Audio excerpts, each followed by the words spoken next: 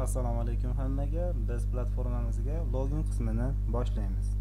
Ya'ni dastavval bizga berilgan login parol, ya'ni super admin rejimida platformaga kiramiz. Platformaga kirganimizda bizga studentlar, guruhlar, o'qituvchilar, kassamizda qancha pul borligi ko'rinadi. Endi buni ingliz tilida emas, o'zbek tiliga o'girib ko'ramiz. Ya'ni o'zbek tilida, ya'ni o'quvchilar, guruhlar, o'qituvchilar, kassa, ya'ni kassamizda hozirgi paytda 440 ming so'm pul bor. Pastki qismda to'lovlar grafigi. To'lovlar grafikida bizda har oylik qancha o'quv markazimizga kelib tushishi mumkin bo'lgan mablag' paydo bo'ladi. Aprel oyini ko'radigan bo'lsak, aprel oyiga to'lanmagan, ya'ni 500 ming so'm to'lanishi kerak. Aprel oyi uchun 200 ming so'm to'langan.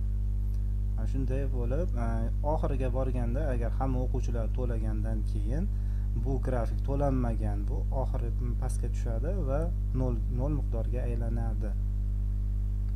Bundan pastki qismida xonalar, ya'ni darsi bor xonalar. Birinchi va 3-chi xonalarda dars bor bizga yakshanba kunga, ya'ni 14:30 dan 16:00 gacha. Yana qaysi o'qituvchi, teacher nomi ismi bo'ladi. Mana bu xonada 3-chi xonada Sanjarbek 14 dan 16:00 gacha dars bor. Bu bo'limdan keyin biz profilni tahrirlash bo'limini ko'ramiz. Ya'ni profilni tahrirlab olishimiz kerak. Ya'ni bizga login parol by default beriladi. Berilgan login parolni, ya'ni email bilan parolni biz o'zimiz xohlagan parolimizni qo'yib olishimiz mumkin bo'ladi.